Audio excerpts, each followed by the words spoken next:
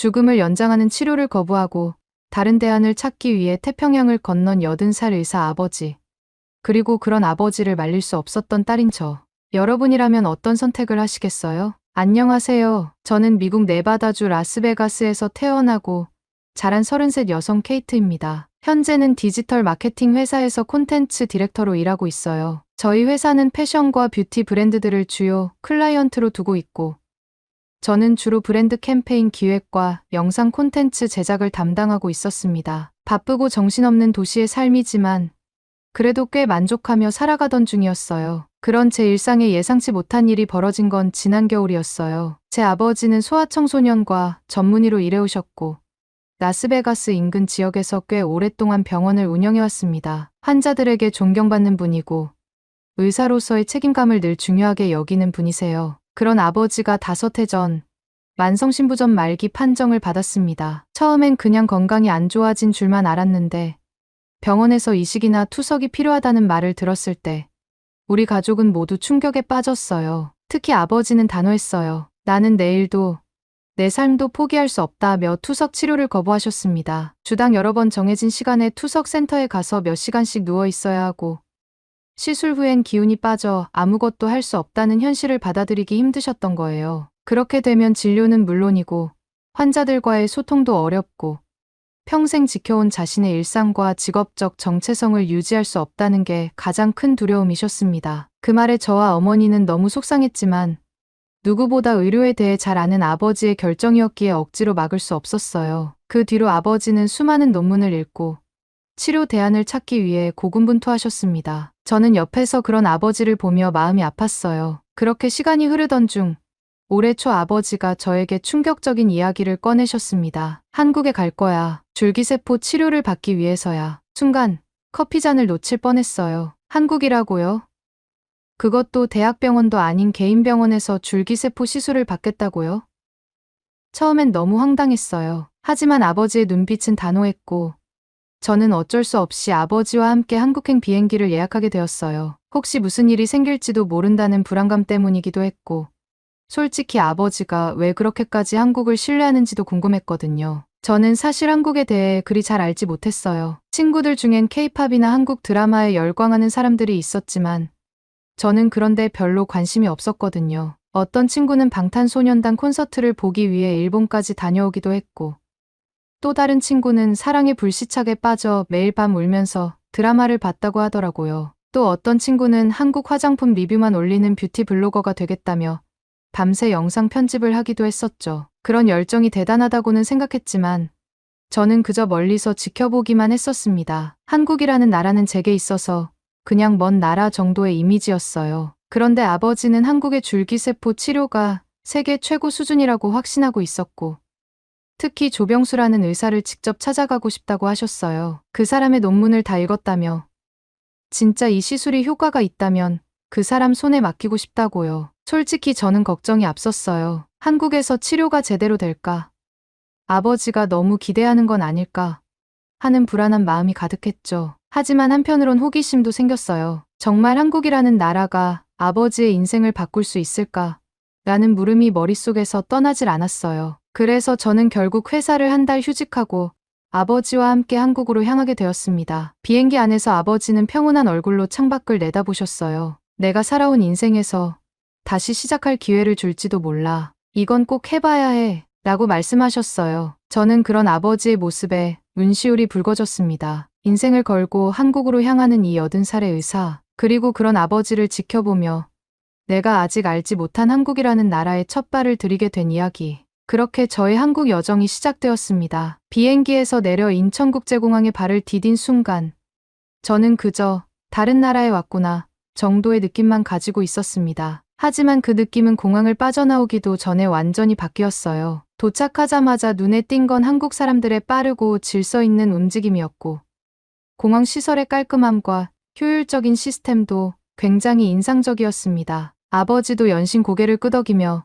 여기 참 정돈 잘 되어 있구나라고 말씀하셨습니다. 공항에서 강남의 병원까지 이동하는 동안 공공교통의 정확성과 편리함에도 깜짝 놀랐습니다. 버스는 정해진 시간에 정확히 도착했고 탑승한 승객들 모두가 조용히 자리에서 휴식을 취하거나 스마트폰으로 무언가를 보고 있었습니다. 저는 미국에서 지하철이나 버스를 탈 때면 늘 긴장을 늦추지 않았는데 한국에서는 마음이 이상하게 편안해졌습니다. 병원에 도착했을 때는 더 큰 충격이 기다리고 있었어요. 우리가 찾아간 병원은 일반적인 개인 병원이라고 하기엔 너무나도 체계적이고 고급스러운 분위기였습니다. 접수대에 있는 직원들은 모두 밝은 미소로 인사했고 안내는 친절하고 정확했어요. 대기 시간도 거의 없었고 환자 한 사람 한 사람을 소중히 대하는 느낌이 전해졌습니다. 아버지도 병원 내부를 둘러보며 여기라면 믿고 맡길 수 있겠다라고 하셨습니다. 조병수 박사님을 처음 만났을 때 저는 그분이 너무 차갑거나 무뚝뚝한 분일까봐 조금 긴장했었습니다. 그런데 전혀 그렇지 않았어요. 박사님은 우리에게 무척 따뜻하게 인사를 건네셨고 아버지의 건강 상태를 진심으로 걱정해 주셨습니다. 그는 치료 계획에 대해 차분하면서도 확신에 찬 어조로 설명해 주셨고 아버지는 그 이야기를 듣는 내내 마치 제자처럼 진지한 얼굴로 고개를 끄덕이셨어요. 시술을 받기 전 아버지는 몇 가지 준비가 필요했어요. 특히 자가지방률의 줄기세포를 채취하려면 지방이 어느 정도 있어야 했기 때문에 체중을 늘려야 했습니다. 그래서 저희는 한국에 머무는 동안 식단에도 신경을 쓰며 지방을 늘릴 수 있도록 고칼로리 음식을 중심으로 먹었습니다. 이 과정에서 다양한 한국 음식을 접하게 되었는데 그 중에서도 아버지는 된장찌개와 김치찌개, 잡채에 푹 빠지셨습니다. 어느 날 저녁엔 병원 근처에 있는 조그만 가정식 식당에 갔었어요. 벽에 붙은 메뉴판은 손글씨로 적혀 있었고 가게 안에서는 정겨운 국물 끓는 소리가 났습니다. 아버지는 된장찌개를 주문하셨고 저는 제육볶음을 골랐어요. 잠시 후 김이 모락모락 나는 된장찌개가 뚝배기에 담겨 나왔고 그 옆에는 잘게 썬 부추김치, 오징어젓, 콩나물 무침 같은 반찬들이 가지런히 놓였어요. 아버지는 첫 숟가락을 뜨시더니 눈을 동그랗게 뜨고는 이거 미국에서 먹던 거랑 완전 다른데 라며 연신 감탄하셨습니다. 구수한 국물에 감자와 호박, 두부가 가득 들어 있었고 짜지도 않고 깊은 맛이 있었습니다. 특히 인상 깊었던 건 잡채였어요. 어떤 날은 아주머니가 반찬으로 내주셨는데 쫀득한 당면 사이로 고기와 채소의 식감이 완벽하게 어우러져 있었고 간도 딱 맞았습니다. 아버지는 이 잡채는 진짜 예술이다. 왜 여긴 모든 반찬이 예술이냐? 라며 젓가락을 멈추지 않으셨어요. 그날은 결국 잡채를 한 접시 더 부탁드렸고 아주머니는 환하게 웃으며 아버님 입맛에 맞으셨다니 제가 더 감사해요라고 하셨습니다. 김치찌개는 조금 맵다 싶었지만 아버지는 이마에 땀을 뻘뻘 흘리면서도 연신밥 위에 찌개를 얹어 드셨어요. 이건 약간 중독성 있는 맛이야. 처음엔 맵다고 생각했는데 자꾸 먹게 돼. 그러다 결국 나중에는 김치찌개에 밥을 말아 국물 한 방울도 남기지 않으셨습니다. 그 모습이 정말 신기하고 귀여워 보일 정도였어요. 그렇게 하루하루 식사를 하면서 아버지의 얼굴에 생기가 돌기 시작했고 저 역시 이 나라의 음식이 단지 영양을 위한 것이 아니라 누군가의 마음까지도 따뜻하게 해준다는 걸 처음 느끼게 되었습니다. 하루는 한식당에서 밥을 먹다가 주인 아주머니와 짧은 대화를 나누게 되었는데 우리가 외국인이라는 걸 아시더니 특별히 직접 담근 김치를 내어주셨어요. 그 따뜻한 정이 너무 고마워서 아버지는 감격한 얼굴로 한국 사람들 참 친절하구나라고 말하셨습니다. 그날 이후로 아버지는 하루에도 몇 번씩 한국에 오길 잘했어라고 말씀하셨어요. 치료 당일이 되자 아버지는 오히려 저보다 더 차분해 보였습니다. 시술은 무사히 마무리되었고 박사님은 시술 이후 나타날 수 있는 반응과 주의사항을 자세히 설명해 주셨어요. 회복을 위한 이틀 동안 병원 근처 숙소에서 지냈는데 저는 거의 매 시간마다 아버지의 상태를 확인하며 긴장했었습니다. 그런데 다음날 아침 아버지가 손을 쓱 내밀며 말씀하셨어요. 이상하게 손끝이 따뜻해졌어. 어제까지는 차가웠는데 오늘은 진짜 혈액이 도는 게 느껴져. 그 말을 들었을 때 저는 속으로 진짜 뭔가가 바뀌고 있구나 하는 확신이 들었습니다. 저는 감정을 숨기지 못하고 아버지 손을 꼭 잡고 눈물을 훔쳤습니다. 미국에서라면 상상조차 못했던 회복의 속도였고 아버지 역시 자신이 느끼는 몸의 변화를 솔직하게 이야기해 주셨습니다. 이후로 아버지는 점점 더 밝아졌고 작은 일에도 감사해하는 모습을 자주 보였습니다. 저는 그런 아버지를 보며 이 나라가 단지 의료 기술이 뛰어난 곳이라는 것 이상의 의미로 다가오기 시작했습니다. 이곳엔 정성과 배려가 스며 있고 그 모든 것이 하나의 시스템처럼 움직이고 있다는 걸 깨달았습니다. 그리고 그 속에서 저는 그동안 제가 몰랐던 세상을 마주하게 되었습니다. 치료 후 며칠이 지났을 때 아버지의 얼굴에는 분명히 변화가 있었습니다. 예전보다 생기가 돌았고 표정에서도 피곤함보다는 안도의 기운이 느껴졌어요. 저는 그걸 보며 다행이라는 생각과 동시에 조금은 조심스러운 기대도 하게 되었어요. 정말로 이곳에서의 치료가 아버지의 삶을 바꿔줄 수도 있겠다는 희망 같은 것이었죠. 하지만 그 감정이 길게 가지는 않았습니다. 바로 그 다음 날 예상치 못한 상황이 벌어졌어요. 점심 무렵 저희는 근처에 있는 전통 한정식집을 방문했습니다. 따뜻한 나무 인테리어와 잔잔한 음악이 흐르는 조용한 식당이었고 식사도 기대 이상이었습니다. 다양한 반찬들과 정성 가득한 음식들에 아버지도 감탄을 금치 못했어요. 이건 그냥 식사가 아니라 하나의 예술이야라고 하시며 사진도 찍으셨습니다. 그런데 식사 도중 갑자기 아버지가 젓가락을 내려놓으시며 이마를 짚으셨습니다. 잇몸이 아파서 씹는 게 힘들어라고 하셨고 저는 순간 얼굴이 굳어졌습니다. 자세히 살펴보니 몇 년 전 미국에서 치료받았던 치아 보철물이 헐거워진 것 같았습니다. 아버지는 민망한 듯 웃으셨지만 저는 걱정이 앞섰어요. 여기서 지금 당장 치과를 찾아야 한다는 사실에 막막함이 밀려왔습니다. 그때 옆 테이블에 앉아 계시던 중년의 한국인 남성이 조심스럽게 다가오셨어요. 불편하신가 보네요. 혹시 도움드려도 될까요? 라는 말에 저는 놀랐습니다. 외국인인 저희에게 먼저 말을 거는 일은 미국에선 거의 보기 힘든 일이었기 때문에 더 의외였어요. 저는 당황하면서도 상황을 설명드렸고 그분은 곧바로 휴대폰을 꺼내 근처 치과를 검색해 주셨어요. 여기서 걸어서 10분 거리쯤에 괜찮은 곳이 있어요. 제가 전화해서 지금 진료 가능한지 물어볼게요. 정말 그렇게까지 해주시지 않아도 된다고 몇 번을 사양했지만 그는 끝까지 저희를 도와주셨습니다. 전화를 마친 후 저희를 직접 치과 앞까지 안내해 주시고는 잘 치료받으세요라는 말만 남기고 조용히 떠나셨어요. 마치 어디선가 등장한 천사 같았다고 하면 과장일까요? 하지만 그 순간만큼은 그렇게 느껴졌습니다. 치과에 도착하자 접수부터 진료까지 믿을 수 없을 정도로 빨리 진행됐어요. 미국에서 같았으면 진료 예약만 해도 며칠은 기다려야 했을 텐데 이곳에서는 서류 한 장 작성하고 바로 진료실로 안내되었어요. 담당 의사 선생님은 유창하진 않았지만 분명하고 따뜻한 말투로 아버지의 상태를 설명해 주셨고 치료는 아주 매끄럽게 이루어졌습니다. 무엇보다 충격이었던 건 치료비였습니다. 미국에서 같은 처치를 받았을 때는 몇백 달러가 들었는데 여기서는 그 절반도 안 되는 금액이었어요. 게다가 이 모든 과정이 스트레스 없이 자연스럽게 진행됐다는 것이 정말 믿기지 않았습니다. 아버지는 치료를 마친 후 치과 의자에서 일어나며 저를 바라보셨어요. 여기 사람들 정말 대단하구나. 친절하고 꼼꼼하고 돈보다 사람을 먼저 생각하는 것 같아. 돌아가는 길에 저는 잠시 멈춰서 그 식당 앞을 바라봤어요. 처음엔 단순한 불편함에서 시작된 사건이었지만 그 안에서 저는 한국이라는 나라의 진짜 모습을 조금이나마 들여다볼 수 있었어요. 단지 기술력이나 시스템이 잘 갖춰져 있는 것뿐만 아니라 사람들 마음속에 깃든 정이라는 것이 얼마나 깊고 따뜻한지를 느꼈습니다. 그날 밤 숙소로 돌아온 뒤 아버지는 조용히 창밖을 바라보셨어요. 저는 아버지 옆에 앉아 살며시 손을 잡았습니다. 그리고 말했어요. 아빠, 이제 조금 알 것 같아요. 왜 여길 그렇게까지 오고 싶어 하셨는지. 아버지는 미소를 지으며 고개를 끄덕이셨어요. 나는 살아있는 동안 의사로서 내 선택을 후회하고 싶지 않았거든. 그리고 지금 나는 정말 잘했다고 생각해. 그 말에 저는 왠지 울컥했어요. 단지 치료를 위해 한국에 왔던 여정이었지만 이곳에서 저는 삶의 방식과 사람 사이의 관계가 얼마나 다르게 존재할 수 있는지를 온몸으로 느끼고 있었습니다. 한국이라는 나라는 제게 단순한 배경이 아닌 하나의 새로운 세상으로 다가오고 있었어요. 그리고 그 중심에는 바로 사람이 있었습니다. 서울에서의 마지막 날 아침, 창밖으로 들어오는 햇살이 이상하게 따뜻하게 느껴졌습니다. 멀리서 들려오는 분주한 차량 소리와 골목길에서 들려오는 자전거, 벨 소리가 어쩐지 정겹게 들렸어요. 처음 이곳에 도착했을 때만 해도 모든 것이 낯설고 조심스러웠는데 이제는 이 도시의 공기마저 익숙하게 느껴졌습니다. 아버지는 거울 앞에 서서 양복을 차려입고 계셨습니다. 미국으로 돌아가기 전 조병수 박사님을 마지막으로 뵈러 가는 날이었어요. 그 모습이 참 인상 깊었습니다. 오랜만에 정장을 입은 아버지는 전보다 훨씬 건강해 보였고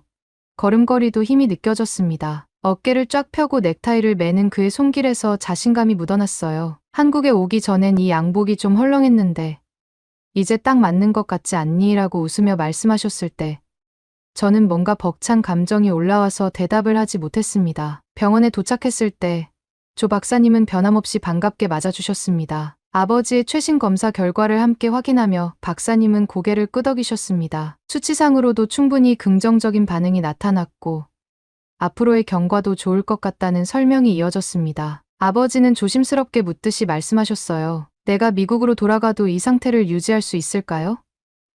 다시 투석 이야기를 듣지 않아도 될까요? 조 박사님은 진지한 표정으로 그러나 확신에 찬 어조로 말씀하셨습니다. 지금 상태라면 충분히 가능합니다. 앞으로도 꾸준히 생활 습관을 관리하시고 2차 시술 받으러 다시 오시면 훨씬 더 좋아지실 겁니다. 의사 선생님 스스로도 아시겠지만 몸은 정직하니까요. 아버지는 박사님께 고개를 깊이 숙이셨고 저는 그 모습을 옆에서 지켜보며 또 한 번 울컥했어요. 고맙다는 말이 이렇게 진심으로 들릴 수 있구나 라는 생각이 들었습니다. 병원을 나오며 아버지는 잠시 발걸음을 멈추고 병원 건물을 다시 한번 바라보셨습니다. 여기서의 시간은 내 인생의 선물 같았어. 단지 병을 치료한 게 아니라 내 안에 있는 무언가를 되살린 느낌이야. 그 말에 저는 무척 놀랐습니다. 평생을 의사로 살아온 분이 치료받는 환자의 입장이 되어 이런 말을 하다니요. 저는 그 순간 이 여정이 단지 아버지의 생명을 연장하는 목적만이 아니라는 것을 깨달았습니다. 아버지는 이곳에서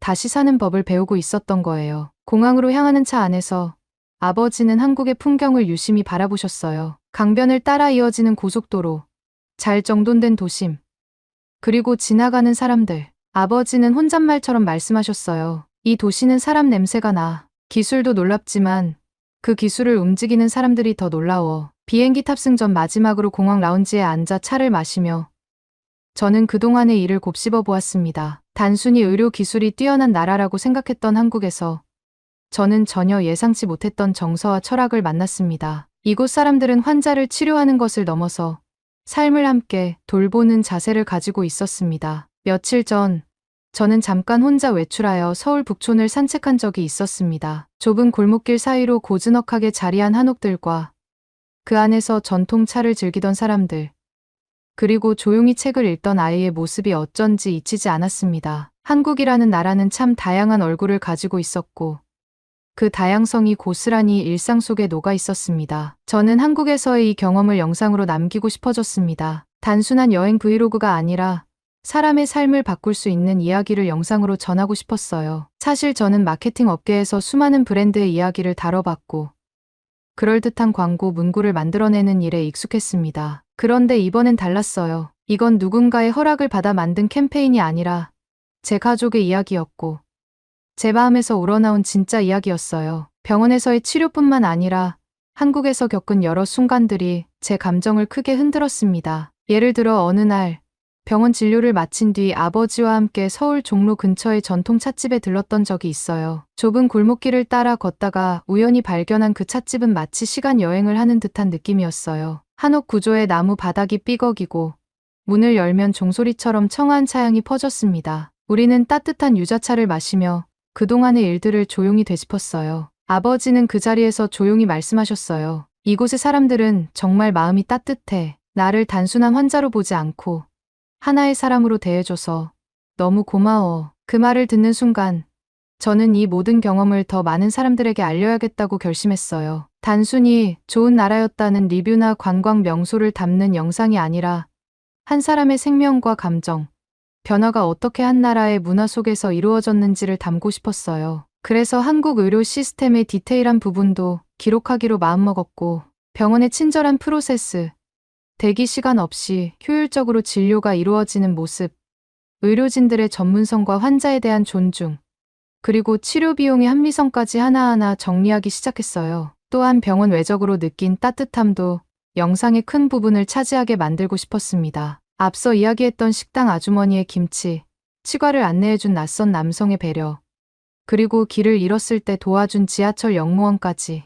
이건 단지 친절함이 아니라 한국이라는 사회 전체가 보여주는 공동체적 정서의 한 조각이라는 생각이 들었어요. 저는 이 따뜻한 이야기들을 인터뷰 형식으로 정리하거나 브이로그 중간중간에 내레이션으로 삽입할 계획을 세웠습니다. 또 하나 인상 깊었던 경험은 아버지와 함께 참여한 한건강식품 박람회였습니다. 조 박사님의 추천으로 간 이 행사에서 한국의 다양한 헬스케어 기술과 웰빙 식품을 직접 체험할 수 있었는데 저는 이 작은 박람회에서 한국의 건강 철학을 엿볼 수 있었습니다. 단지 몸을 고치는 기술이 아니라 사람의 삶 전체를 돌보는 철학이 녹아있는 제품들이 너무 인상 깊었어요. 이 부분도 꼭 영상으로 담고 싶었습니다. 저는 돌아가면 우리 회사 내부 미팅에서 이 경험을 기반으로 새로운 콘텐츠 시리즈를 제안할 계획이에요. 치유의 나라, 한국이라는 이름으로 한국의 의료 기술과 문화가 어떻게 사람들의 삶을 회복시키는지를 보여주는 다큐멘터리 형식의 콘텐츠를 만드는 거죠.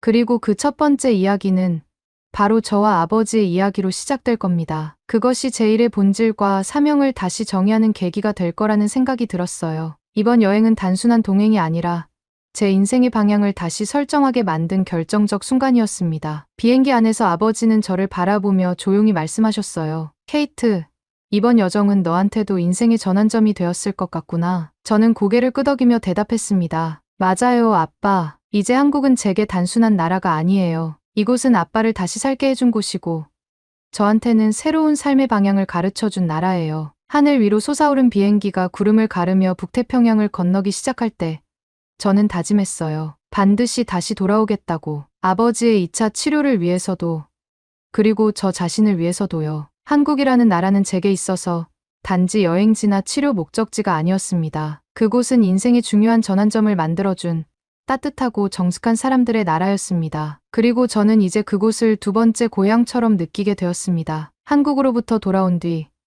저는 바로 회사로 복귀해 영상 제작을 준비하기 시작했습니다. 일주일 동안 모은 자료와 촬영본, 그리고 직접 쓴 인터뷰 원고를 정리하는 작업은 결코 쉽지 않았지만 신기하게도 손이 멈추질 않았어요. 그건 마치 나 자신이 이 이야기를 너무나도 전하고 싶어서 가슴 속에서 계속 뭔가가 밀려나오는 느낌이었어요. 편집을 마친 뒤 한국이 우리 아버지를 살렸다라는 제목으로 영상을 유튜브에 올렸습니다. 처음에는 지인들과 몇몇 동료들, 그리고 관련 커뮤니티에만 공유했는데 영상이 올라간 지 3일도 안 되어 예상치 못한 일이 벌어졌어요. 영상이 무섭게 퍼지기 시작한 겁니다. 진짜 감동이에요. 저도 아버지 치료 때문에 고민하고 있었는데 한국이 이런 곳이라니. 한국 의료 시스템은 정말 세계 최고인 것 같아요. 저도 한국 가보고 싶어졌어요. 영상 보다가 눈물 났습니다. 가족을 위한 딸의 진심, 그리고 한국이라는 나라의 따뜻함이 전해졌어요. 댓글이 계속해서 달렸고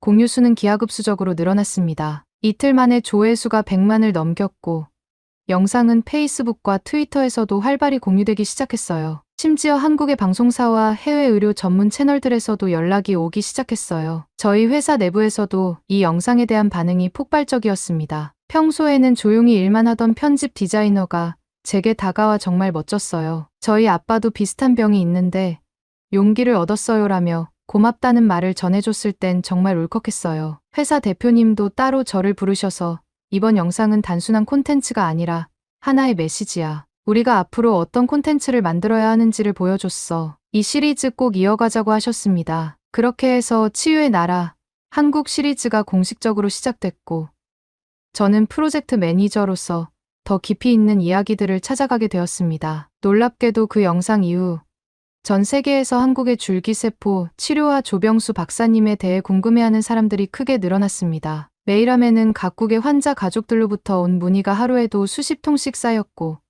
심지어 일본, 캐나다, 독일, 브라질 등 다양한 나라의 의료 콘텐츠 크리에이터들이 함께 협업하자고 제안해 오기도 했습니다. 한국 대사관에서도 연락이 와서 한국의 의료 관광을 소개하는 공식 행사에 초청받았고 그 자리에서 저는 저와 아버지의 이야기를 직접 전했습니다. 제가 겪은 한국은 단순히 기술이 뛰어난 나라가 아니라 사람이 중심이 되는 나라였습니다라는 제 말에 청중들 중 몇몇은 고개를 끄덕이며 눈물을 훔치기도 했습니다. 그리고 무엇보다 감격스러웠던 건 아버지의 변화였습니다. 영상을 본 많은 환자들과 그 가족들이 아버지께 감사 인사를 전했고 그중 일부는 이메일을 통해 직접 아버지에게 조언을 구하기도 했습니다. 아버지는 그 하나하나의 진심 어린 답장을 보내셨고 이렇게라도 내 지식과 경험이 누군가에게 도움이 된다면 내가 살아있는 의미가 더 커지는 것 같아라며 다시 진료를 시작하실 계획까지 세우셨어요. 그 영상은 단지 하나의 기록이 아니었습니다. 그것은 삶의 회복을 이야기했고